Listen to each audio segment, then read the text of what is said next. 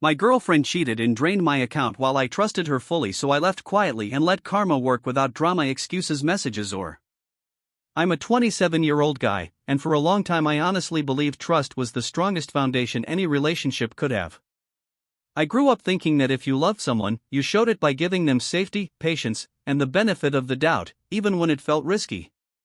When I met my girlfriend, I was in a calm phase of my life, no chaos, no drama, just a quiet desire to build something stable with someone who wanted the same future. She came across as gentle and grounded, the kind of person who spoke softly and listened carefully. She used words like honesty, loyalty, and peace a lot, and she always said she hated games. I remember thinking, finally, someone mature. She didn't seem flashy or demanding. She made herself sound different from the people who hurt me before, and I believed her because I wanted to. At first, everything felt balanced. We split things casually, helped each other out, talked about long-term plans in that half-serious, half-dreamy way couples do late at night. Then slowly, almost naturally, our finances started blending. It wasn't one big decision, just small steps. Can you cover this for now? I'll pay you back next week.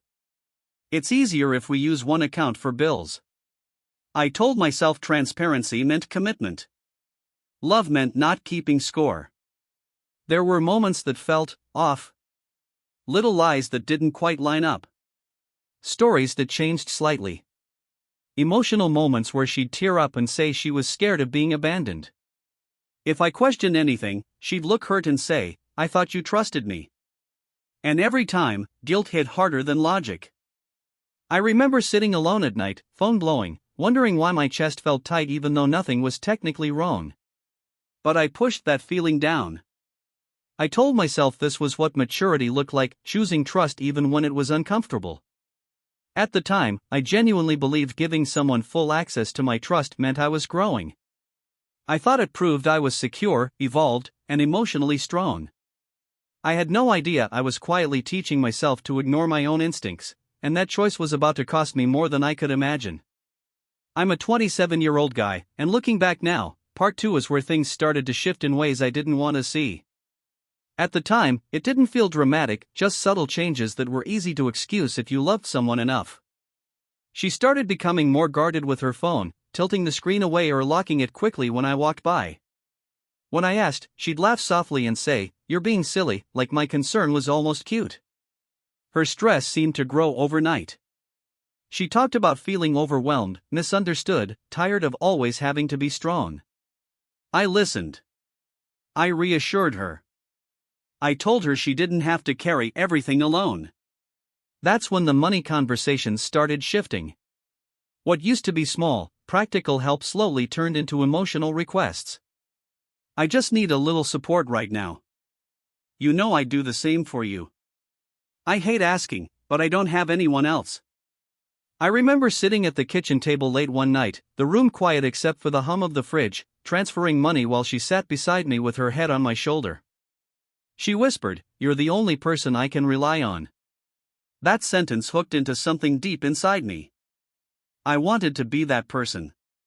I wanted to be safe, dependable, different from the people who had failed her before. But small things kept nagging at me. Stories didn't always line up. Dates and explanations shifted slightly depending on the day. When I tried to clarify, her tone would change. "Why are you interrogating me?" she'd say, eyes glossy. "Do you not trust me?" Suddenly, I was the one apologizing. Friends hinted that I seemed drained. One even joked, "Man, you're always paying for everything." I brushed it off, defending her without hesitation. They didn't know her like I did. They didn't see her vulnerable side.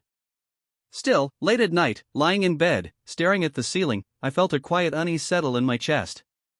Something wasn't adding up. But I told myself real love required patience. Real trust meant pushing past doubt. I didn't realize yet that I wasn't building closeness, I was slowly being trained to ignore my instincts.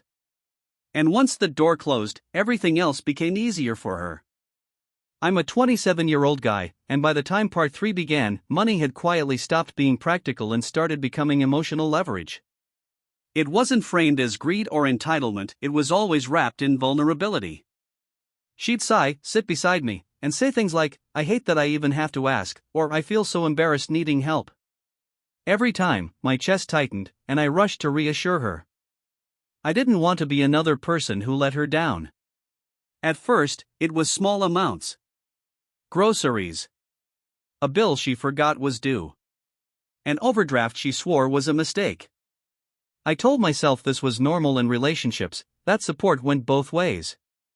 Then one night, she mentioned how stressful it was juggling payments and how much easier it would be if everything came from one place. "Just until things stabilize," she said softly. "It's not like I'd ever misuse it." She looked almost offended that I hesitated.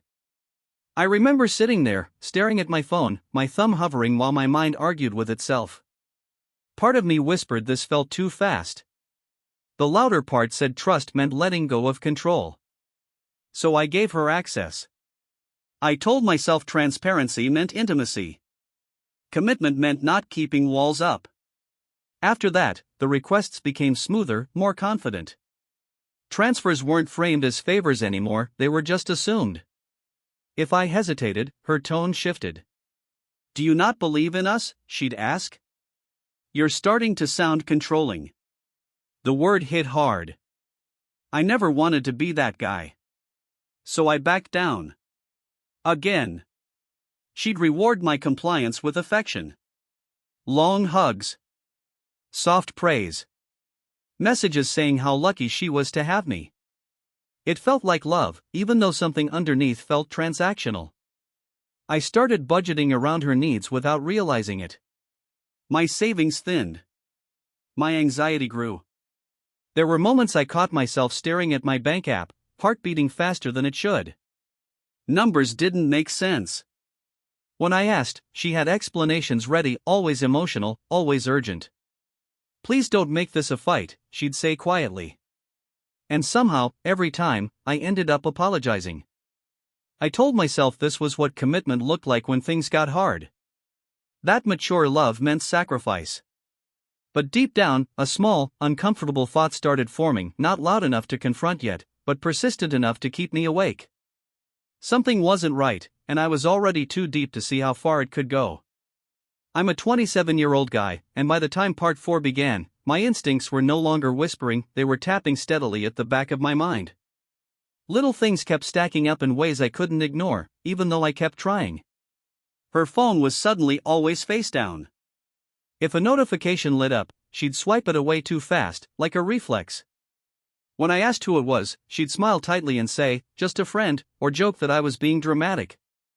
The energy between us changed. Conversations felt rehearsed. Answers came a second too late. If I asked follow-up questions, her tone hardened. "Why are you analyzing everything?" she snapped once. "You're starting to sound paranoid." That word stuck with me. I hated the idea of being controlling, so I swallowed my discomfort and apologized again, even though my chest burned with confusion. I started noticing money moving in ways I couldn't track. Transfers I didn't remember approving. Amounts that didn't match what she'd told me. When I brought it up gently, she sighed and rubbed her temples like I was exhausting her. "I already explained this," she said. "You're making me feel like I'm on trial." Her voice cracked just enough to make me feel cruel for pushing. I remember standing in the kitchen one night, the light buzzing softly above us, watching her turn away while I spoke. My words felt small in the air. She said she felt unsafe when I questioned her. Unsafe. That word hit me hard. I immediately backtracked, telling her I didn't mean it that way, that I trusted her. She softened instantly, like a switch flipped. Friends noticed I was quieter. More distracted. One asked if everything was okay at home. I laughed it off and said I was just tired. Inside, I felt split in two, the part that sensed something was wrong, and the part terrified of what it would mean if I admitted it. At night, I lay awake replaying conversations, trying to figure out where I'd messed up. My stomach stayed tight. My thoughts looped. I kept telling myself every relationship has rough patches. But deep down, something had shifted. Trust wasn't gone yet, but it was cracking. And I was starting to realize that every time I tried to look closer, she found a way to make me feel guilty for even wanting clarity. I'm a 27-year-old guy, and part 5 was the moment the first real life finally surfaced, not loud, not dramatic, just sharp enough to cut through denial. It started with something small and stupid. I was checking a transaction history late at night, half out of habit, half because my chest wouldn't settle. One charge stood out. It was larger than usual, and the description didn't match anything she had mentioned before. The next morning, I brought it up carefully. I remember keeping my voice calm, almost rehearsed. "Hey, I just wanted to ask about this charge. I don't recognize it." She froze for half a second, just long enough for me to notice, then smiled and said, "Oh, that? I told you about that already." Her confidence threw me off. I nodded slowly, even though I knew she hadn't. When I pressed a little, her tone changed. She crossed her arms and sighed like I was exhausting her. "Why are you digging through transactions like that?" she asked. "Do you not trust me?" The room felt smaller suddenly. My throat tightened. I tried to explain I was just confused, not accusing her of anything. She shook her head and said, "This is exactly why I get anxious. You always assume the worst." Then she cried. Quietly at first, then harder. She said she felt judged, controlled, and unsafe. Hearing those words felt like being punched. I immediately backed off, apologizing over and over, telling her I didn't mean it like that. She turned away, wiping her face, and said, "I can't believe you'd think I'd lie to you." Later that night, she acted normal again. Even affectionate. She leaned into me on the couch and said, "I just need you to trust me. Please." I nodded, even though my stomach was in knots. I wanted peace more than answers. But something inside me had shifted. The explanation she gave didn't actually explain anything. The story had holes. The numbers still didn't add up. And for the first time, I caught myself wondering not if she was lying, but how often. I didn't confront her again. I didn't push. I told myself I was overthinking. But that moment left a quiet scar. A thin crack in the version of her I'd believed in so completely. And once a crack forms, everything starts leaking through. I'm a 27-year-old guy, and part 6 is where everything finally broke open, not because I went looking, but because the truth stumbled into my life on its own. It happened on an ordinary afternoon, the kind where nothing feels important until it suddenly becomes unforgettable. My phone buzzed with a message from a number I didn't recognize. The first line made my stomach drop. "I don't know how to say this, but you deserve to know the truth." At first, I thought it was spam. Or a mistake. But then they mentioned her name. My hands started shaking as I read the next message. They said they'd been seeing her for months. That she told them she was basically single. That she complained about a controlling boyfriend who didn't trust her. Each sentence felt like a slow punch to the chest. I remember sitting down hard on the edge of the bed, my ears ringing. They sent proof. Screenshots. Dates. Messages that lined up perfectly with the nights she said she was too tired, or out with friends, or needing space. My throat went dry. My heart was pounding so loudly it felt like it might burst. Then came the part that made me feel sick, mentions of money. Trips. Gifts. Things I had unknowingly paid for. Suddenly, everything clicked into place.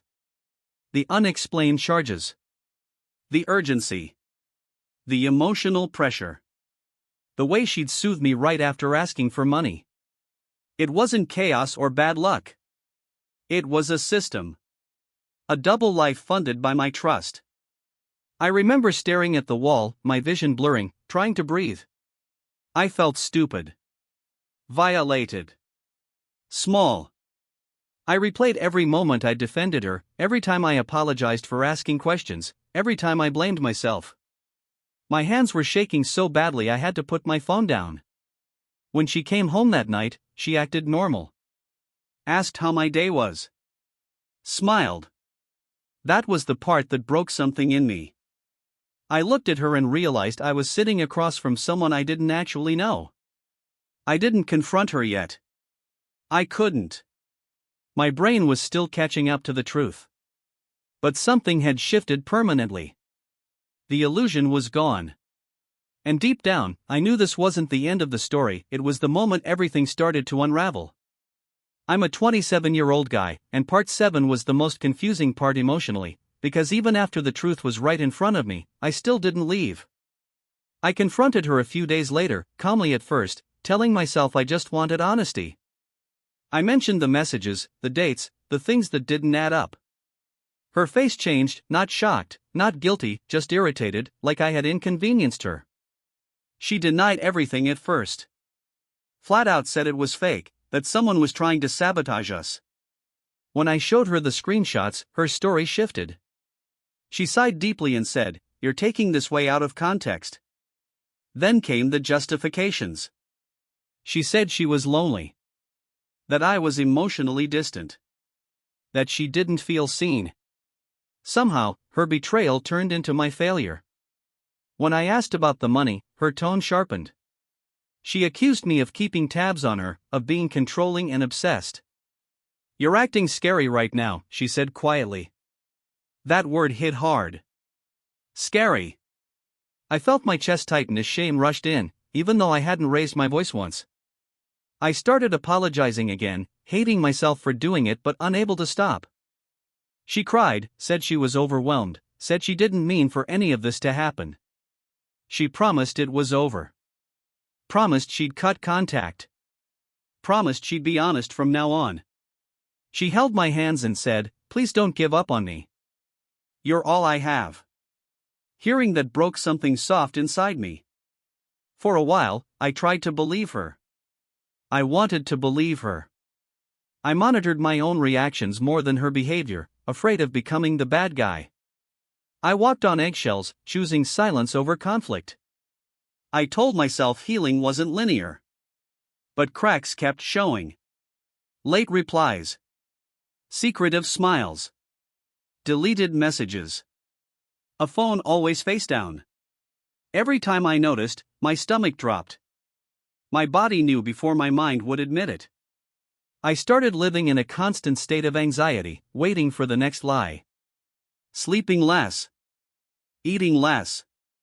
Replaying conversations in my head until they blurred together. I was still there physically, but emotionally I was shrinking. And the worst part?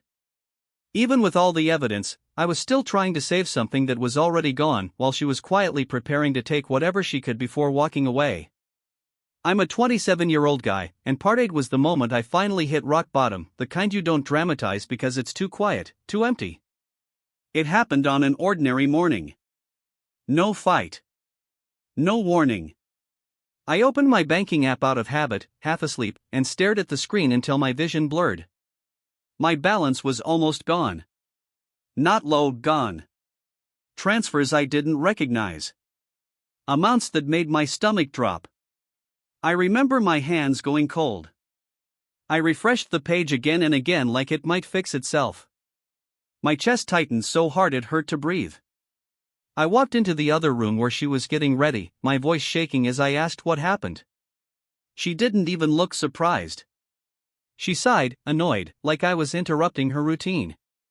"I needed it," she said flatly. "You're overreacting." That was it. No apology. No explanation. Just irritation. I asked where the money went, my voice cracking despite trying to stay calm. She rolled her eyes and said, "You don't need to know every detail." When I pushed, she snapped, "Why are you acting like this? You're being dramatic." Something inside me collapsed. I remember sitting down on the edge of the bed, my head in my hands, feeling hollow. I told her I couldn't pay my bills now. She shrugged and said, "You'll figure it out. You always do." That sentence hurt more than anything else. It made everything suddenly clear. I wasn't her partner. I was her safety net. Her backup plan. Her ATM. She started packing a small bag while scrolling on her phone, completely detached. I asked where she was going. She said, I need space. You're stressing me out. No guilt. No sadness. Just distance. Before leaving, she added, don't make this into a big thing. When the door closed, the silence was unbearable.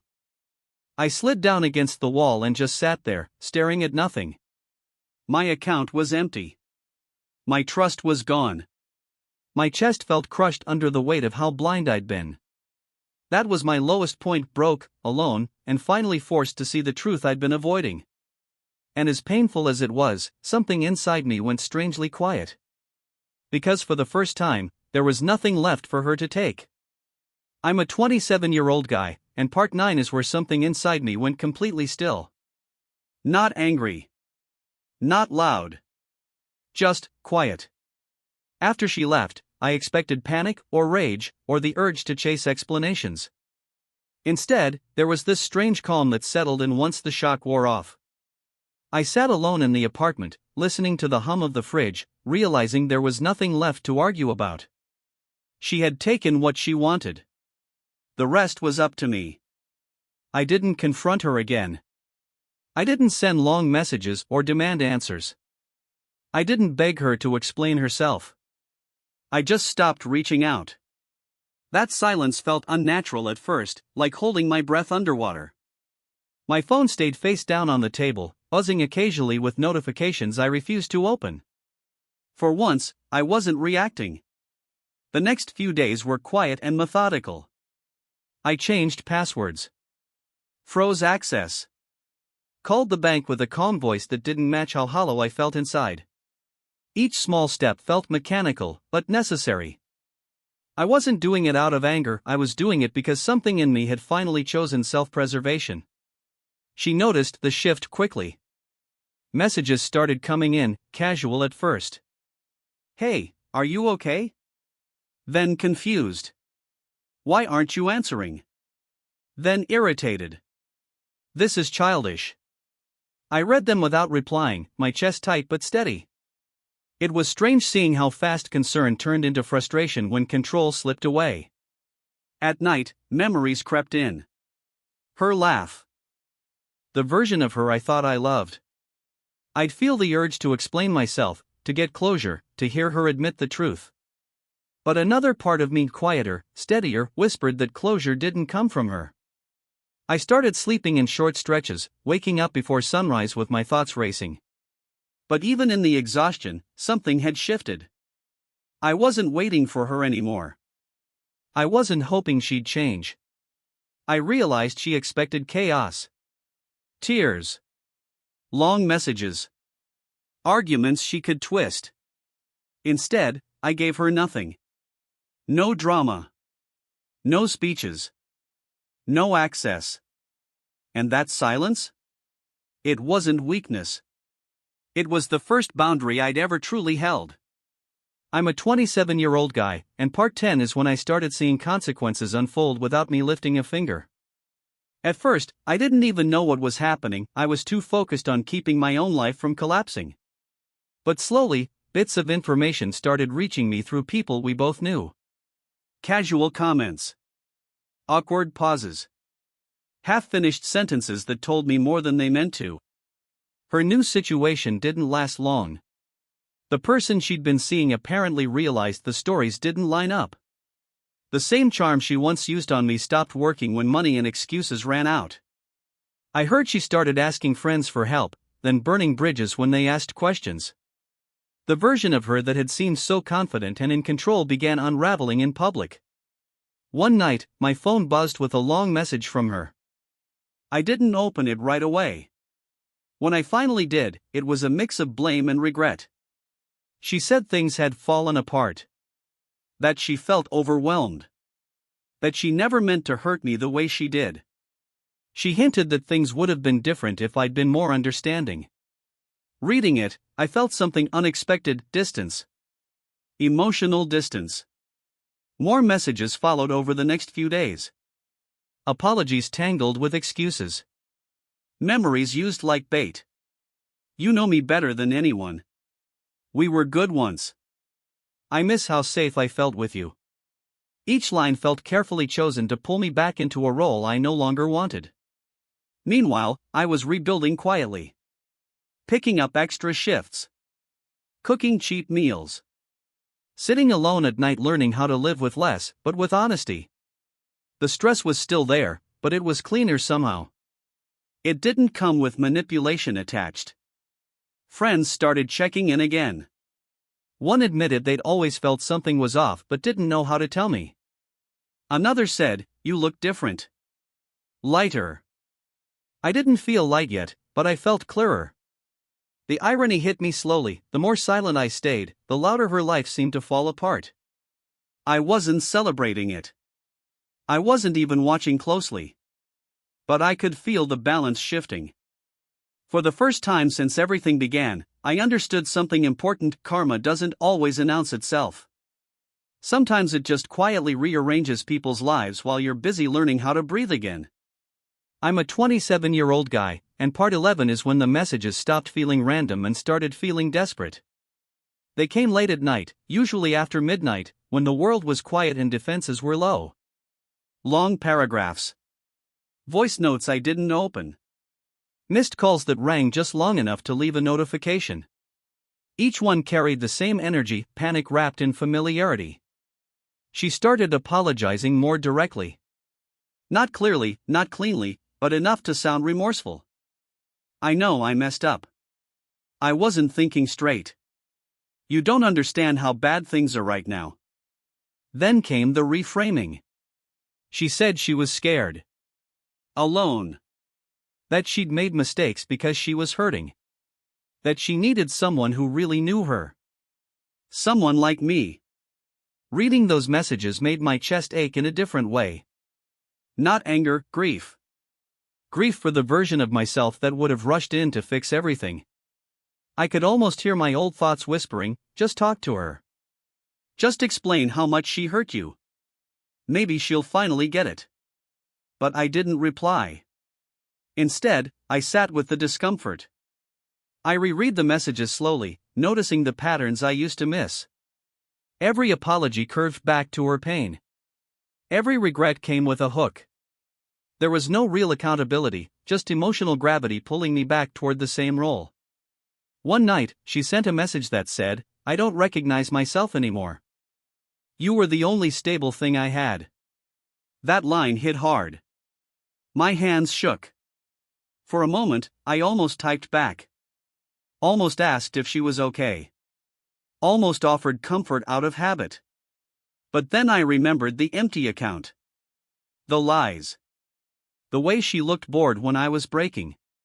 The way she walked out without looking back. I put my phone face down and let the silence stretch. My heart raced, but I didn't move. I realized something painful and freeing at the same time: closure wasn't going to come from a conversation. It was coming from my restraint. The next morning, I woke up to a final message from her, shorter this time. "Just, so you're really done?" I stared at it for a long time, feeling the weight of everything behind those words, and everything that would happen depending on what I chose to do next.